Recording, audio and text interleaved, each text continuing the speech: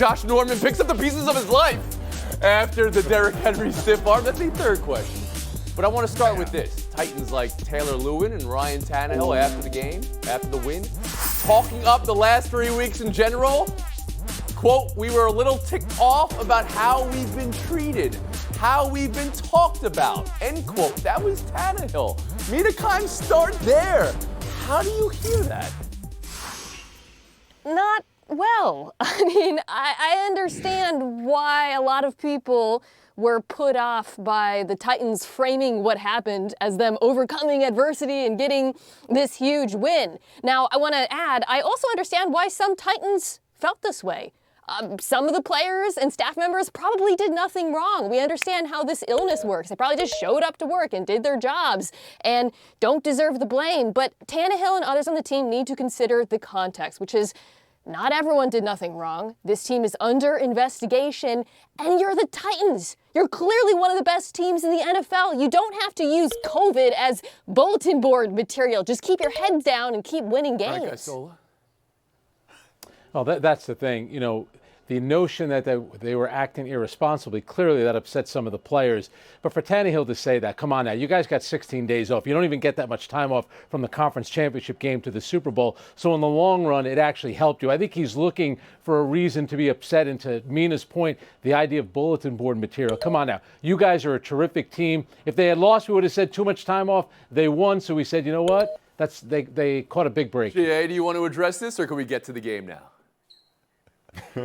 We can say let's stop the COVID shaming. And look, we can praise the NBA, the WNBA, NHL for how they got through virus-free in their seasons. But let's remember, the NBA spent $180 million to do it. So it's not that easy to just avoid coronavirus. Ask the White House. As for the game, yes, they were better off not having played. And if they're unbeatable when Derrick Henry scores twice, as he did last night, they're now 10-0. They're uncomclosable when Derrick Henry scores twice and Ryan Tannehill is going to play like that.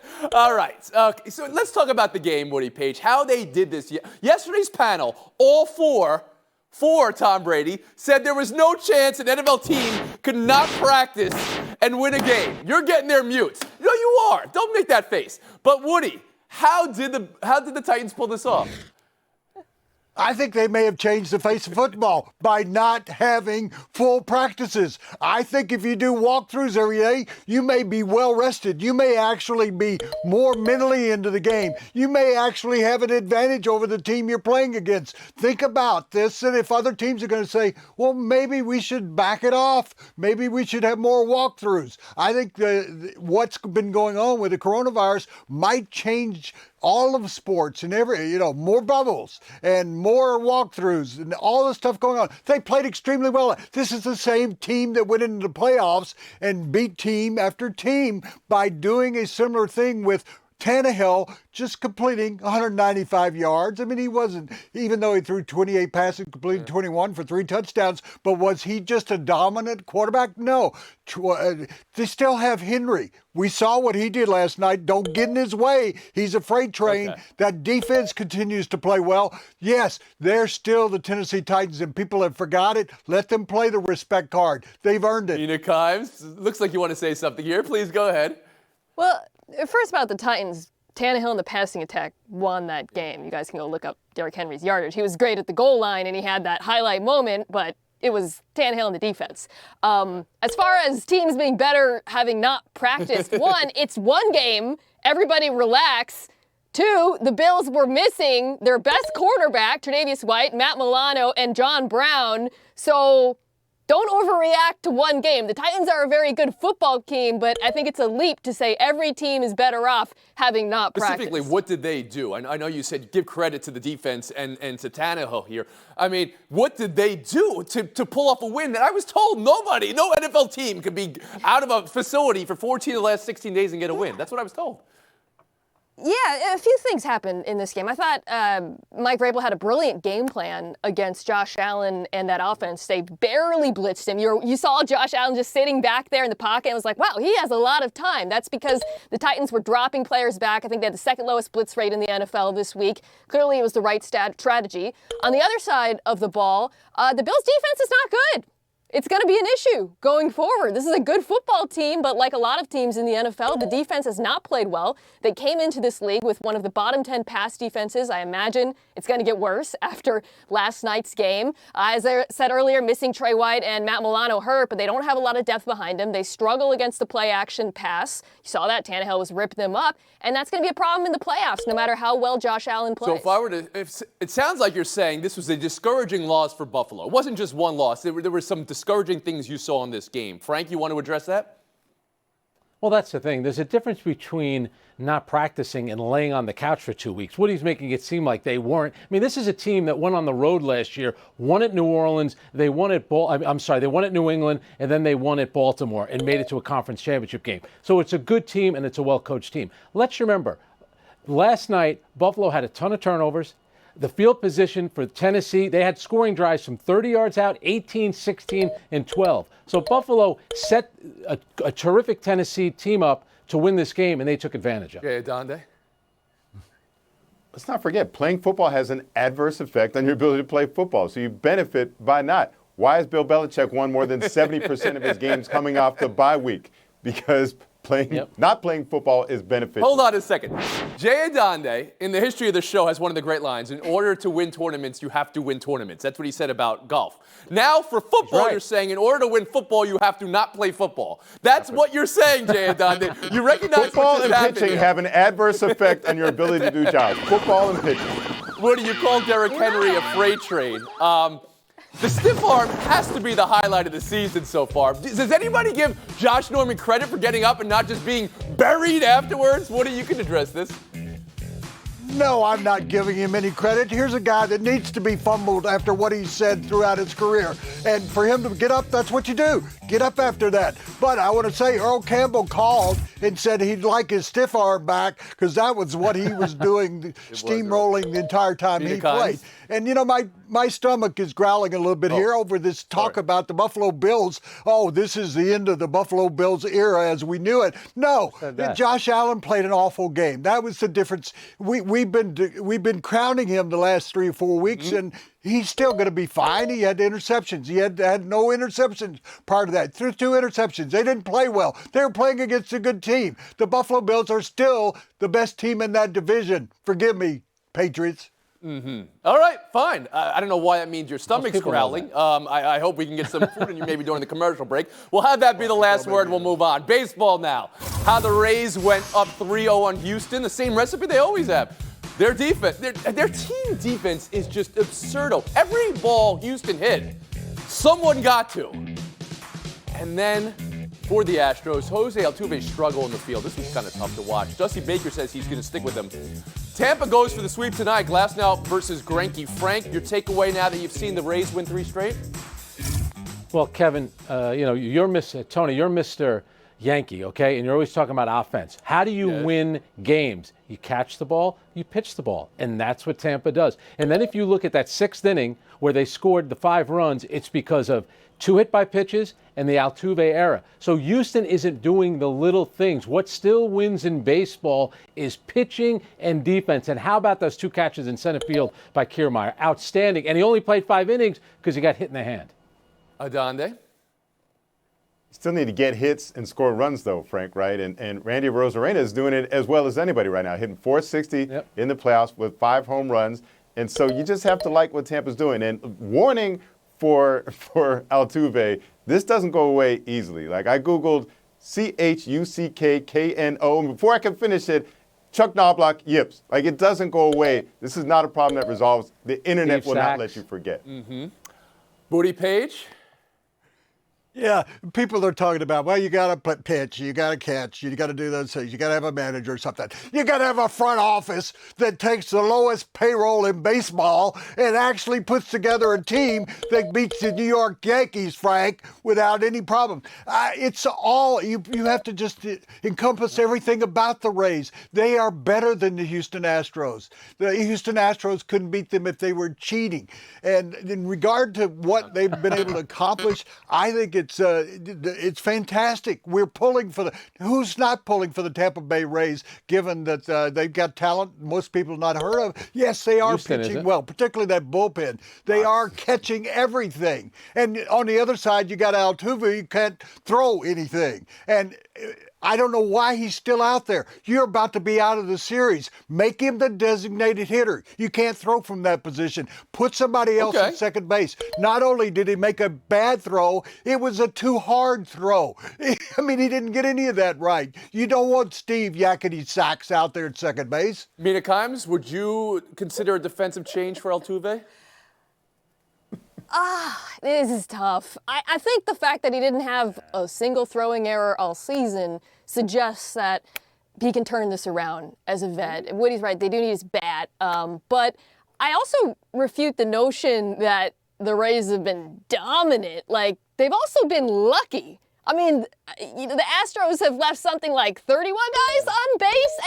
I think the Rays are the better team. I want to be clear, and I love what they're doing. I love how different they are from the Astros in every way. Woody's right. The fact that they aren't, they have a low payroll. Frank, that they have great defense. But, like, for example, the Hunter Renfroe hit, that was the Rays' softest hit, extra bases hit of the season, and they got 2 runs off of it. Like, sometimes things just go your way in baseball, and clearly they're going the Rays' way. Go ahead, Frank, last word. Well, she's just jealous because her Mariners can never make the playoffs. But, the thing about Altuve, this is a former MVP of the league. You got to keep him in there. Look, I know when you're down 0-3, you are panicking. You can't let everybody think that you're panicking. He needs to be in there. Times 13, page 12. Adonde, even par, and Isola, 5. We've been home. We're taking a break. Coming up, the Braves may never lose again. And I know I made the Matt Ryan, Julio Jones joke before. 7 straight wins in a row, consecutively, to start a postseason, tied for the second longest streak in baseball history. Anybody know who has the longest streak? It happened 6 years ago. Kansas City Royals. Wow. Yeah. Braves invincible this postseason. Did get hairy in the 9th. Bellinger almost took this out, tied it up. But closing out LA, they're up 2-0. Game 3 in an hour. Kyle Wright versus Julio Urias. So Kershaw still unable to go. Jay, I'll start with you. Are the Dodgers done, or did last night's almost comeback show you there are ways to get to Atlanta? It showed one step in the right direction, right? They're not going to go 18 innings while only scoring 1 run, but feel better if they had Kershaw healthy and if they had a guy that could throw 3 innings or 3 outs in the 9th inning. Frank That's Isola? too much? Well, let's remember, you're going to get Kershaw for Game 4, which is important. And also remember, the manager of the Dodgers is Dave Roberts. He was on a team that came back from an 0-3 deficit, much less an 0-2. He stole that base against the Yankees way back when. And the way that they hit the ball, they are not out of it. How did this become about the Yankees? Mina Kimes, how about you? I don't think they're done. I'll say Kershaw coming back is not a sure thing, and if he doesn't come back, they're done. But this was the hard part, for the Braves, and now they're into the soft part of that rotation. I think they can come back. Woody Page? I'm not going to say done because that's gotten me into trouble. But how about this phrase? Teetering on the brink. When you can't play Kershaw in any of your first 3 games, you're telling me that that's the same kind of team? No, and on the other side, you got Freddie Krueger instead of Freddie Freeman, and you've got the 3 Musketeers. What was it? Asuma, Okomo, Diod. It just sounds like something out of a Thomas. None of those are names. None of those are actually the names of the players. Acuna, Ozuna, Darno. Okay, thank you. But 3 Musketeers? Okay, so that was a Dumas reference. All right, fine. I'll allow it. Welcome back, Woody. Good to have you back. Buy or sell 2, Bruce Arians. I don't have any problem with it. At least I don't have to go back there and cuss them out.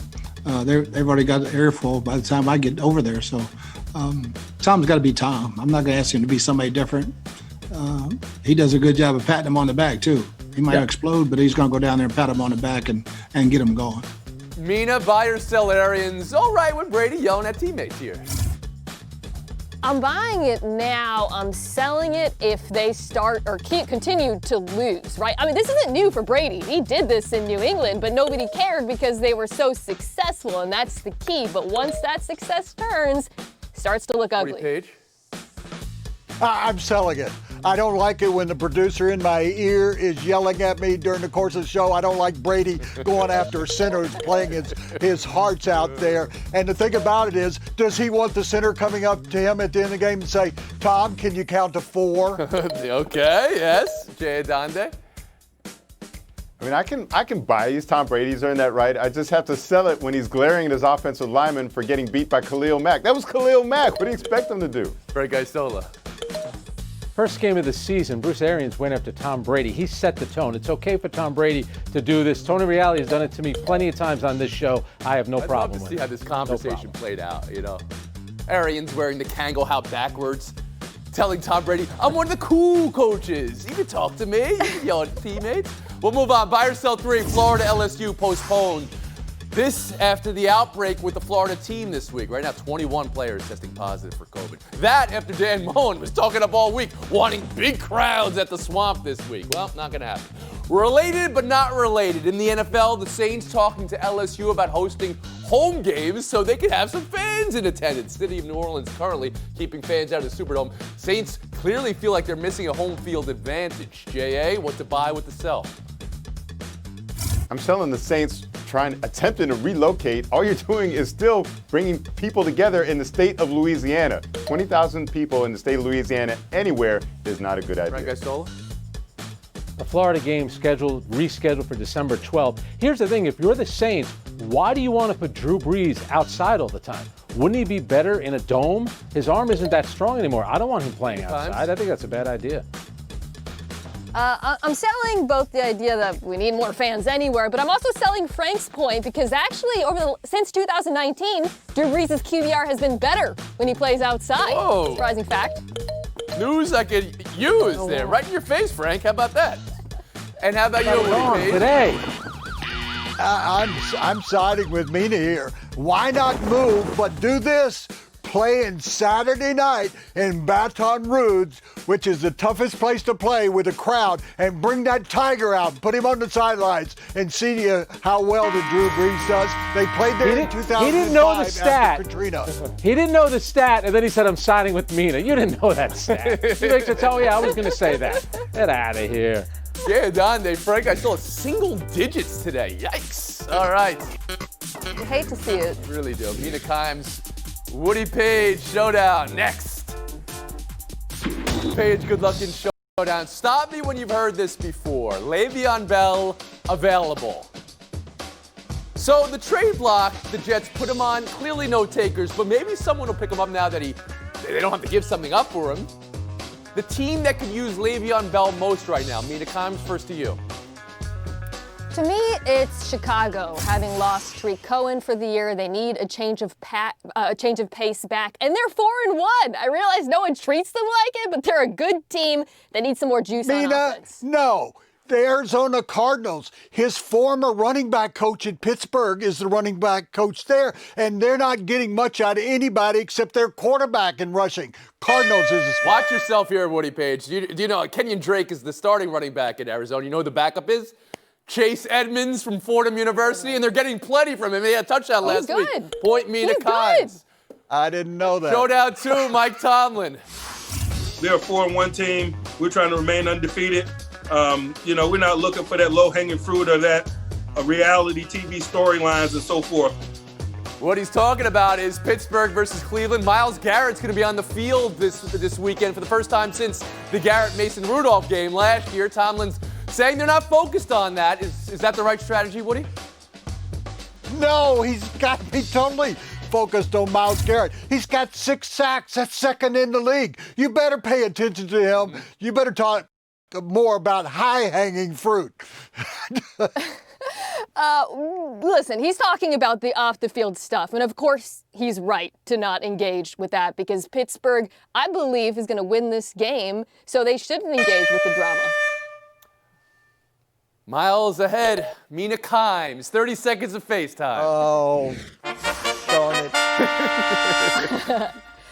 So, speaking of edge rushers, I wanted to give a tip of the cap to Arizona's Chandler Jones. Just came out that he is out for the season with a biceps injury. And the reason I want to talk about him is this. We don't talk about him enough. He's one of the most underrated players in the NFL. Since he was traded to Arizona in 2016, he has led the league in sacks. It's a shame he's out this season. Once the Cardinals are finally good, hoping he has a quick recovery and comes back strong.